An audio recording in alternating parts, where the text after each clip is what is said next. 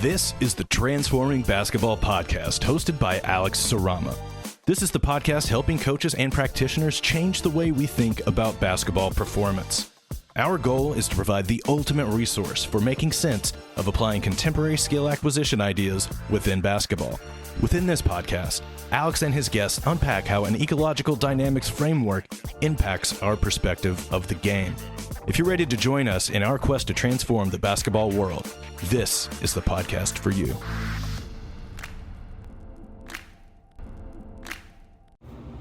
Hey coach, if you haven't yet listened to what the CLA Is and Isn't Part 1, we do recommend giving that a listen before listening to today's episode, which is Part 2 from that discussion. This is the audio recording of an online clinic Gray Thomas and myself delivered for the Bavarian Basketball Federation.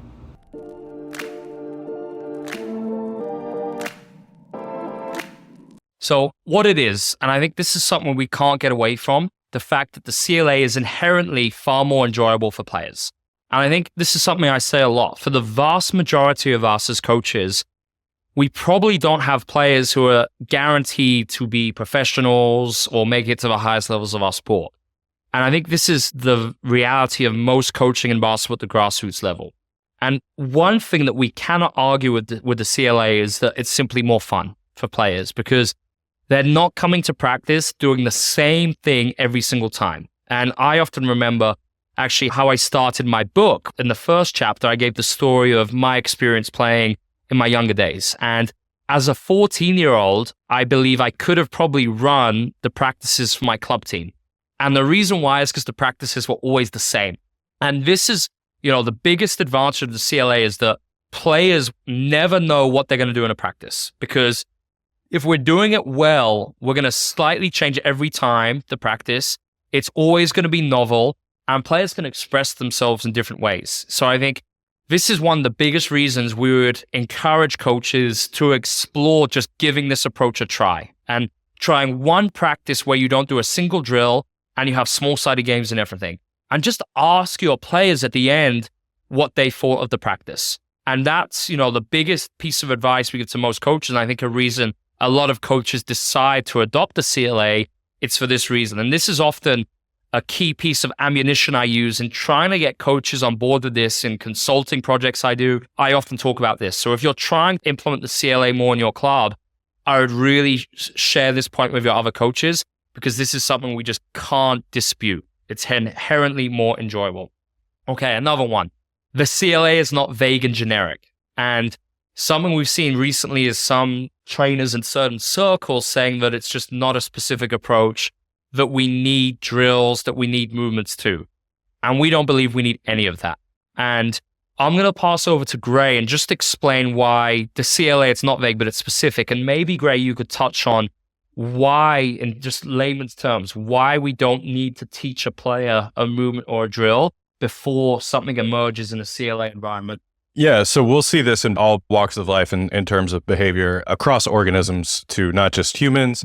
We'll see it in traffic systems. We'll see it in schools of fish, flock of starlings, the way they fly and can turn on a dime as a group without any type of communication, right? This complex behavior is going to emerge from the system, given that they already have the resources available to them to accomplish whatever that task at hand may be. And all directions or instructions are going to do is guide that system in a particular direction for that behavior to be elicited in some kind of way. And in the sense of being vague or general, the great thing about this approach is it mixes the objective with the subjective. So in the sense of you have your principles of play, there are objective things you want to accomplish in a basketball game in the sense of you want to score more than your opponent, you want them to stop. But it is subjective because it is specific to your personnel and your players, and it generates this collaborative co-design process that really elicits a lot more complex behavior, allows a lot more freedom of solution, and can produce a lot wider variety of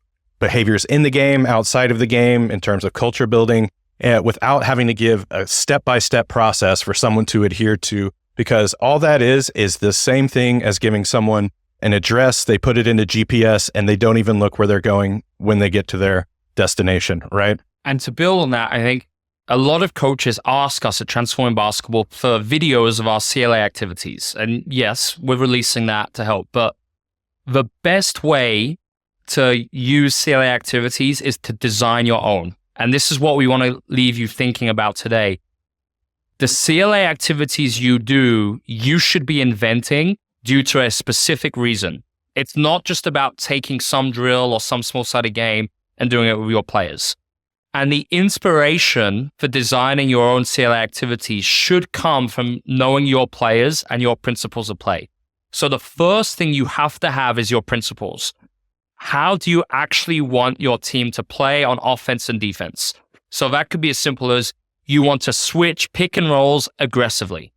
Well, now with that specific principle of play determined, you could now create a small-sided game activity. Maybe it's a 2-on-2 pick and roll where the defense must switch and there's some type of consequence if they don't switch properly. So that could be if the defense don't get 2 feet outside the 3-point line when they switch, the offense get 2 points in possession. That would be the constraint.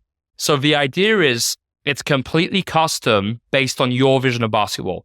So if you're really serious about coaching effectively, you have to have a sheet of paper with all your principles of play identified, offensively and defensively. Because once you have that, or you have that for your whole club, now you can start to actually design your CLA activities well. So principles of play is a huge one. And if you want to take it a step further, you should then start designing or tweaking your activities based on your players. And we call that a rate limiter.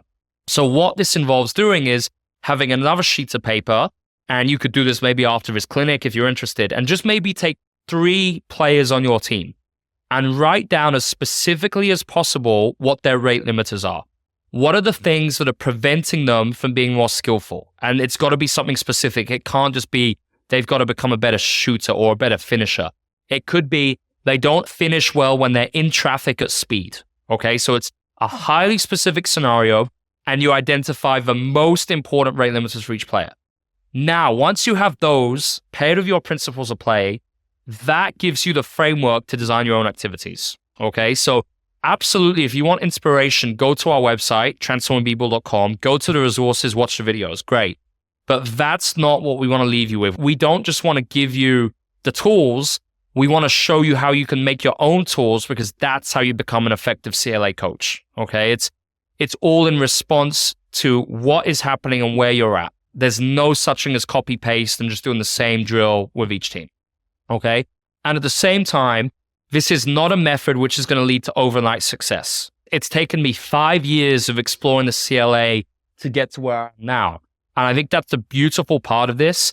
As a coach, it forces you to continuously grow and develop. And there's no better thing for creative coaches. And, yes, I believe that if you start doing CLA practices, I do think you'll see results very early on, but it's not a magic bullet. Okay. I think it requires an investment from you and a commitment from you to continue learning and exploring this. And I think that's the best thing about the CLA. It's just a continuous development journey. Absolutely. And the alternative, the more traditional approach, doesn't necessarily say that a particular method will lead to overnight success, but a popular framework is 10,000 hours will get you to a particular level. But what they don't talk about on that side of things is, how are those 10,000 hours being spent? Is it 9,000 hours of conditioning, 1,000 hours of free throw shooting, or different things like that? It's kind of agnostic to the personnel, the situation, and what is actually trying to be developed. Whereas this is also saying, yes, it's going to take some time to develop into the player, into the coach, into the team that you want to be. But by being specific and adhering to these principles and constantly viewing development through this framework, different solutions will emerge, and you will see a lot of growth across the board, and not through rote repetition or some specific formula of if you do enough inputs, you'll get the right output. And finally, I think this is a way to drastically improve your coaching. And this is something I've been seeing a lot recently. I have a theory that a lot of times coaches struggle with game coaching because they struggle to observe what is happening in real time and have specific solutions for solving them. And the reason why is because they don't get many opportunities in practice to actually work on that. And what I'm starting to see now is that CLA coaches who do this well in practice are becoming far better in the game. And I think the rationale is easy. It's because we have to diagnose what is happening, what is occurring, and have very specific solutions to solve these problems. And naturally, the more you are coaching with live environments, the more you're changing constraints, the easier it becomes to identify certain concepts, certain tendencies which are emerging in the game and have a solution for solving them. So I think if you want to become a better game coach and be able to give more specific feedback to your team, run more effective timeouts, the CLA is a great way to achieve that. So we've left quite a good amount of time for questions.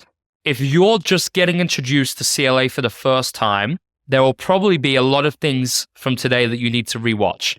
We would recommend going to episode 5 of the Transforming Basketball podcast, Making Sense of the CLA in Basketball. That is really a beginner's introduction into what the CLA is with far more specific examples. You can also see the videos on our website, which is on your screen. But I think, I'm personally quite excited about the work being done in Germany, especially by the Bavarian Federation. And I wanted today to go in with something a little bit more advanced for the coaches who are already familiar with this approach. So of course, if this is new to you, no problem, but we've got a bunch of resources at Transforming to help you out. And obviously the Bavarian Federation too have released a lot of resources to help coaches understand this approach. Absolutely. And if anybody ever wants to get more resources on the deep theoretical history or the underpinnings of this, feel free to reach out to us. And I've got a library of the origins of these theories. Like I said, it's not just for sports science. It's not just for basketball. It's fundamental to coordinated movement across organisms. So I'm happy to discuss at any particular high level conversation that anybody wants to have. Perfect. So with that in mind, we are going to stop the share and we will open this up for questions. It can be as specific, as practical as you like, coaches. And you can use a chat box too, whatever you'd prefer. Felix. Someone wants to ask something in German, I can translate it, no problem. Felix, I know you've got one. I'm good. I understood everything. Then we did our job. Felix, how about just sharing your perspective as a practitioner from the week we spent in London together? Concerning the CLA or concerning... like biggest observations, like things we spoke about consistently that week. I think that would be an interesting point to unpack. Hello, everyone. I visited Alex when I was in London at the London Lions because I liked the work he's doing there and wanted to observe for myself like a whole practice. And my biggest observation was, I think, that the players enjoyed and they really enjoyed the practice. But at the same time, it was not just roll the ball out and play. This is like the biggest misconception, I think, when a lot of guys talk about the CLA. They think it's more just playing the game, And maybe it would be interesting also for you to talk about the PDPs you did, Sure. Especially observing, what is not functional in the game for certain players and how can you then put them in situations when you talked about the rate limiters, maybe this is an important aspect which could be cool for some of the guys to know. Yeah.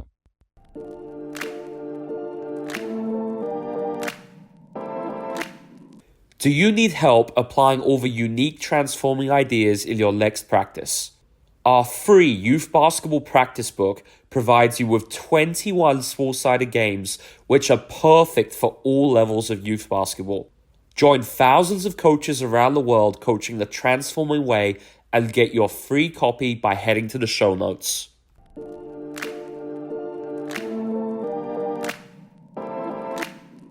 So this is just an example of the PDP.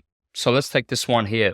The idea is that that's a great point, Felix. Thanks for raising that. I spoke on slide 7 about creating CLA activities based on rate limiters. So the idea is it starts by actually identifying what these highly specific rate limiters are. And you can see that in the column on the left. That's me identifying a player's rate limiters. And I could do this through observation, through looking at statistics, through conversations with staff members. So the idea is we prioritize the rate limiters in the order of the worst one or the one that will have the biggest impact on the player's role on the team. Once we've identified the rate limiters, then we can create the activities to solve those problems and address it. Okay, so that's kind of the key thing we're getting at here. It's a highly specific approach. It's not vague. It's not generic. We can create these specific solutions based on the rate limiters that are unique and different to every player. So that's our PDP format at Transforming Basketball. And it's probably the biggest thing for any organization that we work with, like youth clubs, whatever. The best thing you can do as a coach is create PDPs for your players, because it completely changes your lens as to how you design practice. And it's an amazing way to accelerate the development process. It's also going to give you a tool to sort of systematize how you monitor the development of what you're trying to address, right? Throughout a season, you might have an idea of we need to focus on this in practice for this particular player or this thing. But if you have a PDP and that kind of system in place, you can actually track, okay, what did we identify as the rate limiter that we need to address? Here were the activities that we did 3 weeks ago. Did we see any progress there? And now what rate limiters are we identifying, as opposed to kind of leaving it up to you to remember in your own capacity? I've seen a great question here from David. Do you change your pregame? Often, yes. I think it's important to have a combination of go-to small-sided games that the players know. But what I love to do is change the pregame based on the rate limiters we've identified for the team that week or the opponent. So even, under 16s or under 18s, I would still do something like 2-on-2 live. Maybe it's pick and roll against switching or against the hedge. Like whatever you anticipate your opponent will do, you could sprinkle that into the pregame warm-up. Or maybe there's something from the last game. There was a rate limiter, maybe closeout decisions that your players weren't good making decisions out of closeouts. So even pregame, we try and design the activity based on rate limiters. And it could be you do it in practice, you give it a name, and then pregame you say, all right, guys, these are the 3 small-sided games we're going to do. We've done them at practice already, so you know what we're going to get into. Great question there. This one was from Thomas. Do you think it's easy to think outside of the box to break up your view? Yes and no. No, in the sense of, I don't think you really understand the deep hold your beliefs might have on the way that you see the world, the way that you coach, until you begin to question those. But I think being open to questioning those is the process of making it easier on yourself as you go along. So I can give a practical example of myself as a researcher. I got my master's in experimental psychology. It was very information processing based. And I came to the ecological psychology program here at UConn. And I slowly when certain concepts would stick, I'd noticed that it started to change the way I kind of viewed things, how I might study, how I might move, how my particular environment might be contributing to my level of productivity, my mood, or these different things. So I think by being open to it initially is going to be what makes it easier for you. And then it's a process of asking questions from there, finding one thing you think you can change and seeing how those results play out. So that's the long way of saying, yes, it can be easy in the sense of if you're open to it. But no, I don't think changing your belief or your perspective or your worldview is an easy process in a vacuum. I think it's just small things, coaches, that you could start to do. So for instance, and the easiest thing we say is just add a defender into everything you do. Find a way to just add one defender. Maybe you do a drill every time. Just tweak it, add one defender somewhere, and that's going to change the activity completely. And then you can start to scale constraints, tweak them more and more, the more comfortable you get seeing what happens. And for those of you interested, the best place I'd start is this. This is our resources page on the transformingpeople.com website. And we have loads of free stuff here. So we've got an FAQ section, sharing more. We've got a blog page, which takes you to a weekly blog where we've done a lot of, where we're really going nitty gritty into these ideas. We've got the podcast. We've got all the constraint ideas, which I mentioned earlier on in this episode for you to play around with. And this is the big one, our free activities. So if you click this one, it's going to take you to a page where we've got a bunch of our small-sided games, which will allow you to start really seeing more about what this is practically. And what we hope is that you can then identify your own constraints based on what you are seeing within these. Within the resources page, we also have some of the theory and the papers showing where this actually comes from. And we've got even more resources at the bottom there. So the idea is we wanted to have a ton of free material so that coaches can really feel like they understand this. And then, of course, we have some products. If you want to take your learning to a whole new level, we've got different videos and products which you can actually utilize. So feel free to always shoot us a question. You can message us on social media. Our email is info@transformingpeople.com, and we will take questions anytime. I see one last question here from Alex. How do you make the session goal? And we call it intentions. So I think trying to have 2 or 3 intentions per practice based on your rate limiters. And I think if you go into practice without an intention, it's difficult to deliver an effective practice. So have 2 or 3, and that could be maybe one is improving your team shot selection. Maybe the second intention is being able to convert advantages more consistently. And maybe the third one is your pick and roll defense. So the idea is if you have these intentions, they come from your rate limiters, things you're observing in games, weaknesses, all of this. You then create your intentions, and from your intentions, your practice activities. The big problem is a lot of coaches go into practice without an intention, so then they just reuse the same drills over and over again. And if you have intentions, that will really shape the activities you use and critically why you use them. Right. So I think that's it. We haven't seen any more questions coming in. Real pleasure as always. Big thanks for having us on. Much appreciated, Robert. One question. Oh, go for it. The CLA, you can use it also for completed players. I mean, for players like man team. Do you have experience with man team? Absolutely. So right now I'm working with the Portland Trailblazers. Last year I was with Paris Basketball in Eurocup. And, I can say the CLA works just as well for professionals as with beginners. It's exactly the same. Yeah. From whenever they start playing, 6 years old, whatever. The key thing is to think about how you use the constraints. So instead of having a completely live defender, maybe it's a defender who can't move. Maybe they have to have one hand behind their back. Maybe they can't jump. So maybe there's a big advantage. Maybe it's 2 against 1. So we did a podcast on this, just how to use the CLA with beginners and what it looks like. So we provided a bunch of specific examples, and I'm just finding it now. It was episode 26 and 27 of the podcast. So we did 2 episodes there where we really went into detail as to what using the CLA looks like with players brand new to basketball. I already shared your website with all the coaches I have. So love it. Thank you very much. For me, is to find a way to teach the players how to read the game. Definitely. And to make better decisions. And with all drills, it's not working. So, it's hard to teach young guns how to make better decisions and how to make better spacing or to read the game. Definitely. That's why I really like Alan. I really like your much appreciated. Absolutely. And I think that's a great point. You want your players to make quick decisions, right? A lot of decision-making research philosophies are really internally focused. Does the player have the right work ethic? Do they have the right level of focus, grit? You hear the resiliency. You hear these words thrown around, and they're really internally based, whereas this framework actually gives you the tools to ask the question of, what is it about the environment, the individual, and the task at hand? What interaction here is actually producing what's going on? What is it leading to that decision being made, instead of assuming that either the player doesn't have the right stuff or they don't get it? So it actually views development as, 1, it's continuous, development never ends. And 2, anyone can develop, from Steph Curry to the worst player in the world. Anyone has a chance to grow. And it's really human forward in that aspect too. So yes, it's a lot of work on the coach's part to identify those things and tweak the right things. But not only are you going to develop better players, you're going to develop better people, and you're going to develop better relationships, right? Thank you. Pleasure. Thank you. And just a shameless piece of self-promotion.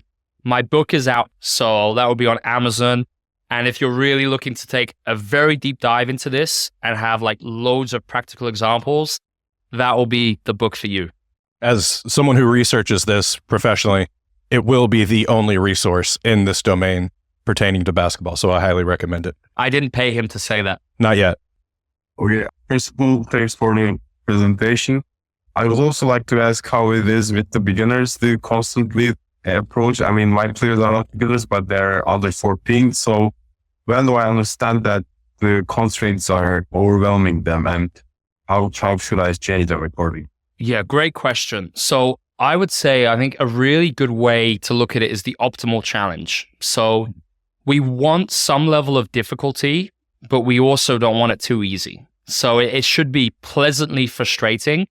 So I'll give you an example, like maybe they're doing a one-on-one and every time they're not scoring consistently or not even getting close to scoring, right? And you could see that quite consistently across the board. That's when I would make an on-the-fly observation in practice and immediately change it. And what I'd do is simply make it simpler. So I could increase the advantage. So maybe the one-on-one, instead of a defender starting in front, they start on the side or maybe even behind them. And we change that advantage. Maybe we say the defense have to play defense in a particular way. No jump or one hand. Maybe it's one area. Something I love is in one-on-one, defense can only play inside the smile and the offense drives from the three-point line. So I think that's the fun part, trying to see, is the optimal challenge just right? And if it's not, find a way to make it easier. And then maybe you see after a few minutes that the players have lots of success, and then you make it harder again. And I think this is the fun part of continually changing across the spectrum based on how the players respond to the constraints. It's like a continuum where you'll be moving up and down it during the whole practice. Great question.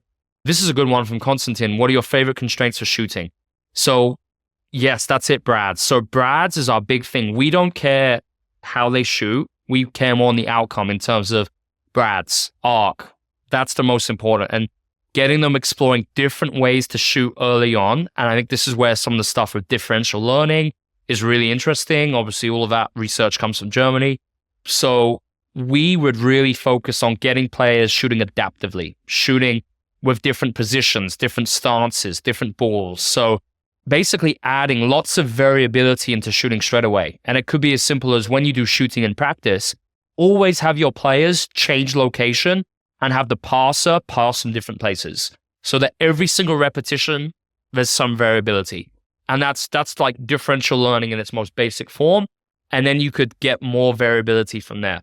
But we find that using Brads and implementing this external focus of attention is really the way to go with shooting. And Brads have a scientific basis in the sense that it's a larger surface area for the ball to fall into. So you don't even have to relay that kind of high-level information to your players. You just give them the target and let them find the solution that it's going to happen, because there's going to be Brads that have a lot of arc. There's going to be Brads that have seemingly no arc, depending on the shot, depending on the player, depending on the time, delivery, and all these things. But if you can get them geared towards looking for those affordances in the game, that's what's going to produce the results you want, instead of handing them the solution guide and telling them exactly how to do it. And just a really simple practical add on that. When you shoot, you could just have a one-on-one where the defender always comes from a different angle. They pass the ball and the offense can't dribble. They got to catch and shoot. And all that's going to do is having that time pressure, just adding one defender completely changes the shot, and there's evidence showing this. It changes the release angle, it changes the movement itself because they have to shoot quicker. They can't suddenly adjust and shoot slowly like they do when they're shooting 1-on-0. So even for beginners, I love stuff like that. Big advantage. They got to shoot before the defender gets there. Really simple way to go about it. And then if that can be supplemented with differential learning, we think that's a really effective approach. Last chance for any questions. Also feel free to ask something in German. I can translate it for you, no problem. And so don't hesitate. It seems like no one is writing anymore, and even the chance to use the microphone wasn't used. So thanks, both of you. It was fantastic having a 3 for 1. Our pleasure. I didn't expect that. Yeah. Thank you so much to everyone for joining. We really appreciate the support. And for us, it's just amazing to see basketball across the world changing. And I think all of you on this are a part of that. So let's keep making progress and transforming basketball. So thanks, everyone. Thanks, everyone, for the opportunity. Take care.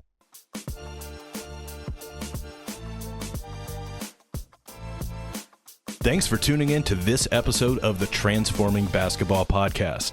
If you'd like to learn more about the work that we do, head to transformingbball.com to access our free resources and spread these ideas throughout the basketball world. If you enjoyed today's episode, be sure to subscribe and leave a review on your favorite podcast platform. You can also connect with us on Instagram, X, or YouTube with any questions that you have from the episode. See you next time on the Transforming Basketball Podcast.